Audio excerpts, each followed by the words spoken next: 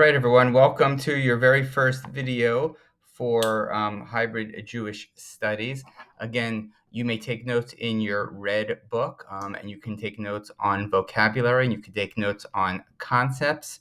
Um, and you can use that during our Tuesday quiz. All right, so we have been talking about this idea that there's something called written Torah, or what's in Hebrew, Torah shebichtav. Katav is to write. And there's also this thing called oral Torah, or Torah shebe'al peh, Torah of the mouth.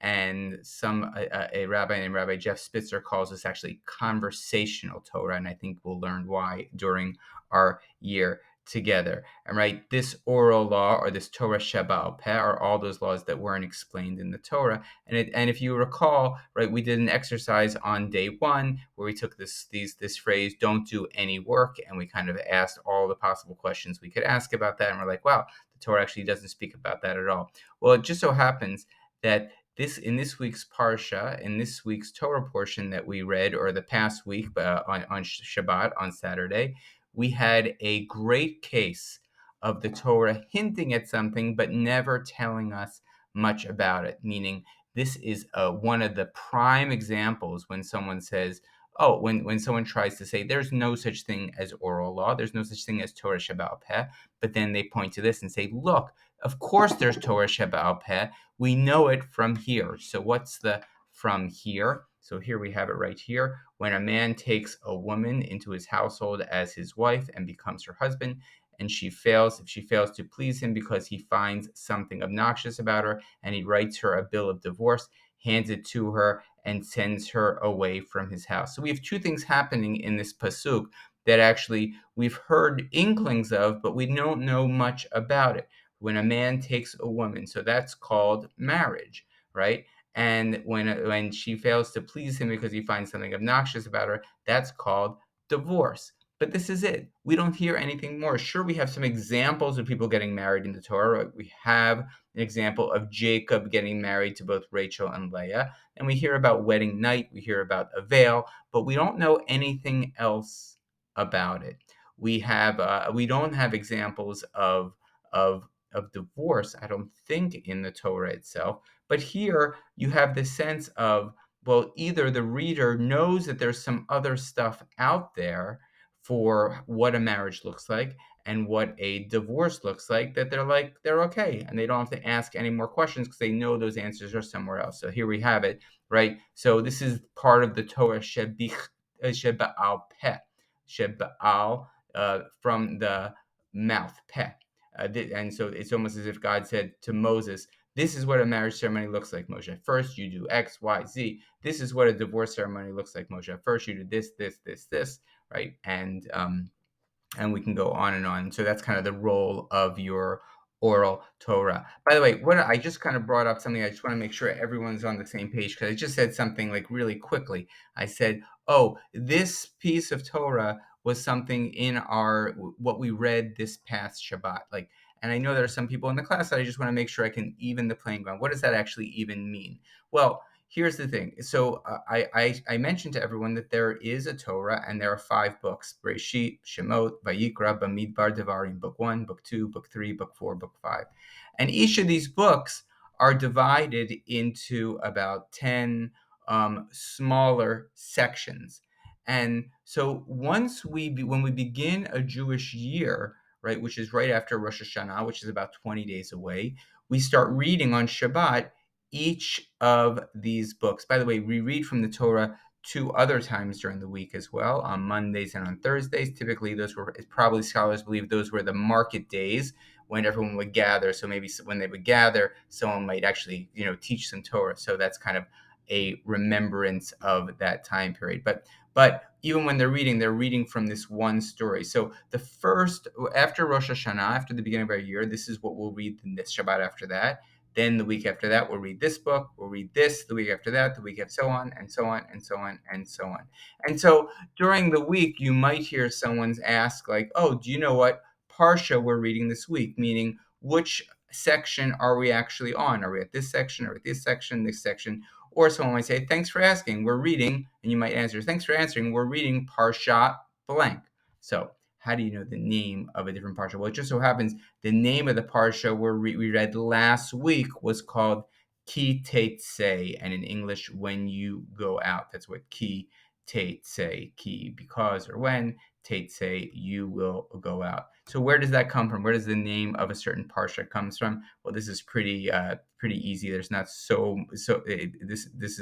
this is where it comes from. So if we look at the Torah portion, Ki Teitzei, it never says those words right there, but this is and we see the first words of this Torah portion say Ki Teitzei lemelchama, when you go out to war. Oh, okay, Ki Teitzei, when you go out, right? So basically, the first word, the name of a parsha is given by the very first words of that parsha. So you'll notice the very first words of the Torah are Bereshit bara Elokim et hashamayim v'et haaretz. In the beginning, God made the heaven and the earth. So what do you think the name of that first parsha is?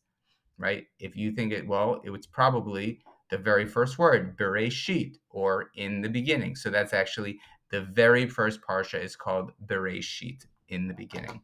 All right. So now back to our story of the two Torahs. We've got our Torah Shebichtav and our Torah Sheba'al Peh.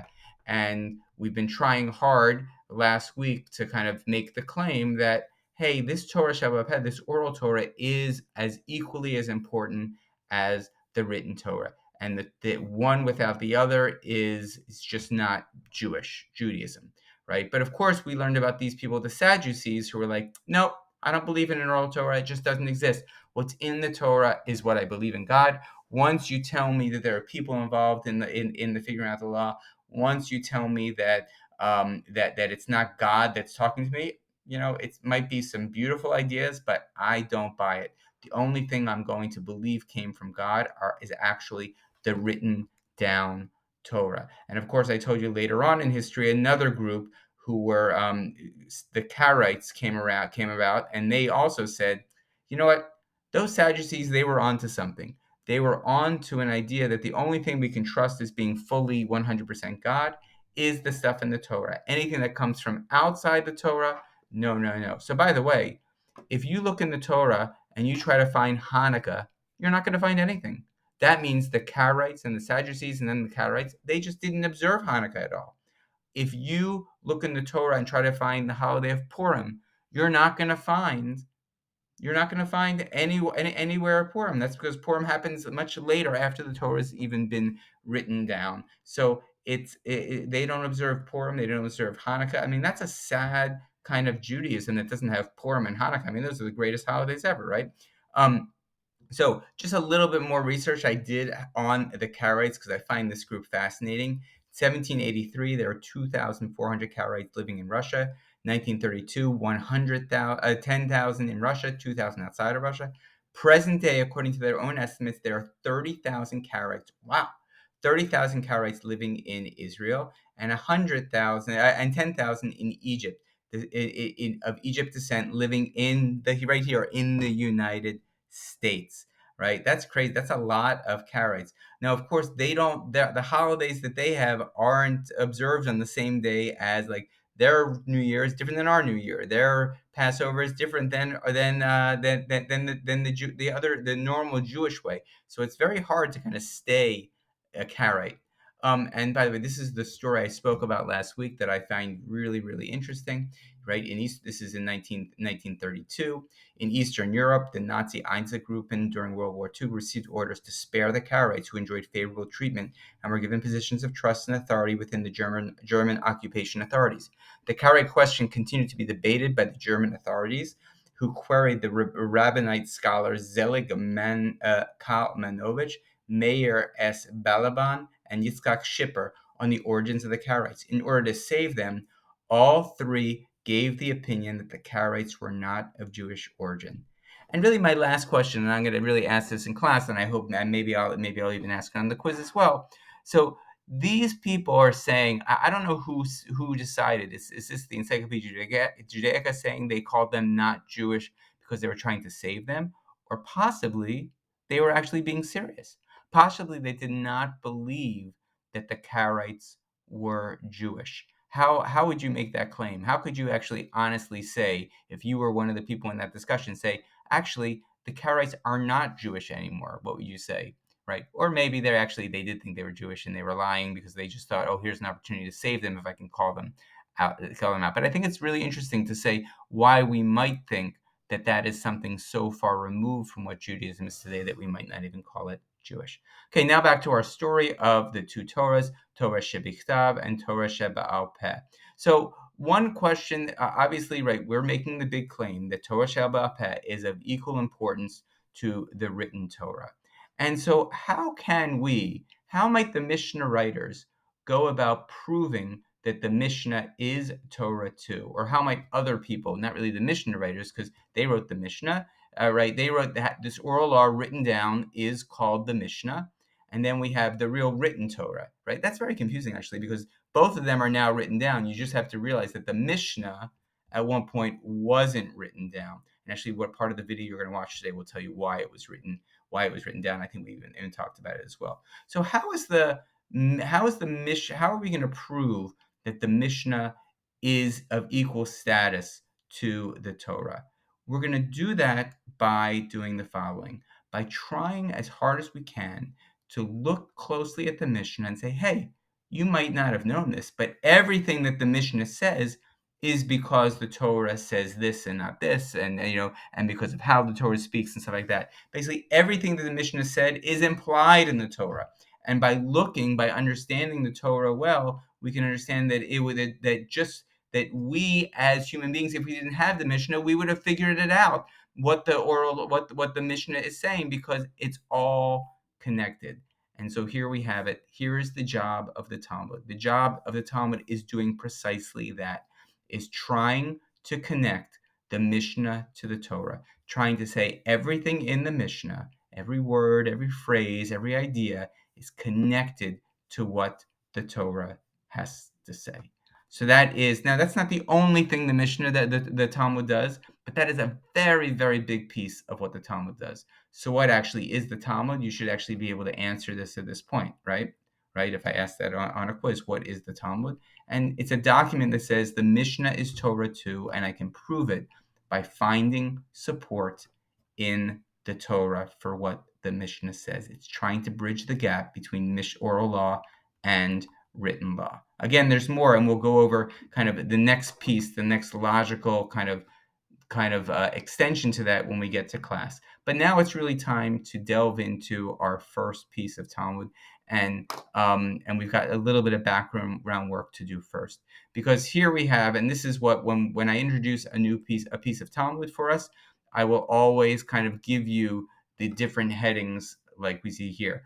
I'll name the story. So this is called the Avinava Achnai, which probably is the most famous Talmud story ever, right? So if we're looking at a class called 60 stories that a day school graduate needs to know, this is number one on the list. And actually, you'll see that it parallels so nicely with what we've been talking about, and it even goes further than that. So you'll always get a title of the story, which is, by the way, is not a true title. And I think at the end, we might want to actually see if we can name this story something else. It's going to talk about which Talmud, and either the Bavli or the Yerushalmi. And in a second, we'll look more at which Seder, which of the 6 books of the Mishnah we are dealing with, which Masechet, which Daf, and which Amud. We're going to talk about all those in 1 second as we go through. Okay, so I just told you about the title, completely arbitrary, something I made up myself. Which Talmud, Bavli or Yerushalmi? So for this, what you'll need to do is you'll need to look in my TVT for the next video link. So stop this one and watch this 12-minute video on the story of 2 Talmuds. And you'll notice there that there is right. So I'm going to let you go. Bye. Oh, welcome back. Thanks for watching that video. I mean, a little hokey, but they have some good information there. And some of that information, I hope you were like, oh yeah, that does make sense from Rabbi Light's class. And again, what the one thing that the video did not say that we are trying to make the claim of is the task that Talmud had to try to prop up oral law and make it as important as written law. And that's a big kind of reason for Talmud that our at least the video narrator didn't really get into. But she did mention that there are two books of Talmud, one written in Israel and one written in Bavel, or in Babylonia, modern day Iraq. And the one written in Israel is the Yerushalmi, one written in, and that's smaller and was earlier, kind of redacted or written down, or like kind of put together earlier. And the Bavli had many more years. There was more peace. It was a more thorough document in general. And most of what we'll study this year is from the Bavli. Maybe once in a while we'll look at how the Yerushalmi looks at that one piece. I know I have a famous story, if you guys didn't study this already in 10th grade, which is Lost in the Desert, not knowing what Shabbat is. The Bavli gives a really interesting explanation, but actually the best explanation comes from the Yerushalmi. And sometimes they know about each other, and sometimes they're quoting from each other, but and sometimes like one rabbi from one group will go visit another one, and there's a special kind of code word for that in the Talmud itself. All right, so the next thing is called, is what Mishnah are we talking about? Because remember, if my claim is that every piece of Talmud is connected to a Mishnah, it's always going to be important to us first to look at the Mishnah, look at what's being talked about. I don't know, sometimes we'll look at it first, sometimes we'll, but it will always be part of our conversation, because we're going to ask, how does that kind of riff off of the Mishnah? How does that what we're reading in the Talmud relate to the Mishnah itself? So you need to know there are 6 books of the Mishnah: Zmanim, times; Moed, holidays; Nashim, women; Nizikim, damages; Kedoshim, holy stuff; Torot, pure stuff. And so in each of these 6 books, there are something called a masechet. That's probably a word you've never heard before, masechet. So basically, in each of these books, there are smaller books or tractates. I don't know. I mean, anyone ever had you might remember your word you want to look up a tractate in English, but that tells me nothing. Basically, there are mini sections, mini sections of this larger book. So maybe chapters or something like that. And so here you see in Nizikim and damages, we have 1, 2, 3, 4, 5, 6, 7, 8, 9, 10 masechets, or masechtot in plural. But so often, though, when you're talking about Talmud, someone might ask you, "Oh, what masechet are you studying?" And you would say, "Oh, I'm studying Masechet Bava Metzia." Or, "Which Masechet does that story come from?" "Oh, it comes from Masechet Sanhedrin," or "It comes from Masechet Avodah Zarah," or Masechet Bava Batra. Try saying it. It's a hard, right? Masechet, right? Which Masechet have you been studying this year? Oh, we're studying a bunch of different Masechtot, because we're jumping around from place to place. After you know which Masechet you're studying, then you need to find the page, right? Each Talmud, they run from 100, from 60 pages to 150 pages. And you'll see up here, this is Pei Amud Bet, or page Bet. So everything's in this thing called gematria, which is Hebrew letters substituting for numbers, right? Gematria is Bet 1, or page 2, right? 59 is, right, so Aleph, Bet, Gimel, Dalet, Hey, Vav, Zayin, Chet, Tet, Yud, that's 10. Then Kaf is 20, Lamed, Mem, Kaf, Lamed, Mem, Nun is 40, Kaf, 20, Lamed, 30, Mem, 40, Nun, 50, right? So 50, Nun, and then Tet. So Nun Tet is what you would see in the Talmud itself for page 50, and then Amud Aleph, or Bet. So basically, each page has 2 sides. One side, this is the Aleph side, and you'll see that by 1 dot there, and a Bet side has a dot and a dot here.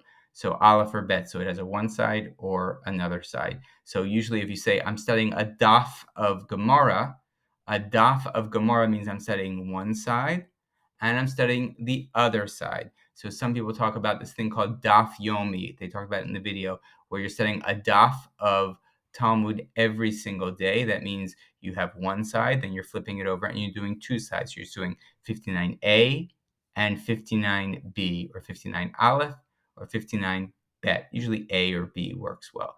And then, and so you'll always want to know what amud are you starting. Is it 59a or 59b? Just so happens actually that this story called the Tanur Shel Achnai, or the oven of Achnai, has starts on 59a but goes to 59b. So it's really is a kind of a full page of story. All right, it's 59. And then one of the last things I want to talk about before I end today is the type of Talmud that you're going to study, because we can really divide Talmud into two different parts. Either Talmud, an Agadah, which is a story that's going to teach us something about the way a rabbi thinks about life, about God, about people, about relationships, about emotions. And then we have something called halacha, which halacha comes from the word lalechet, to go, and it's basically how would you go. So it's Jewish law. It's kind of like how would you walk through the world. And so you can divide Talmud into halacha and into Agadah. And you may find this year, oh, actually, Agadah is going to be really, really interesting to study, because it's neat stories that I want to know, that I want to kind of, and I can use some of the ways that I close read an English text to look at Agadah. But you also might say, you know what, I really like a halachic or halacha part of the Talmud. I like this big back and forth, give and take, back and forth. Interestingly enough, when I'm going to show you the list where I got the 60 pieces of Talmud that everyone should know. Interestingly enough, probably 75% of the pieces on that list are Agadah.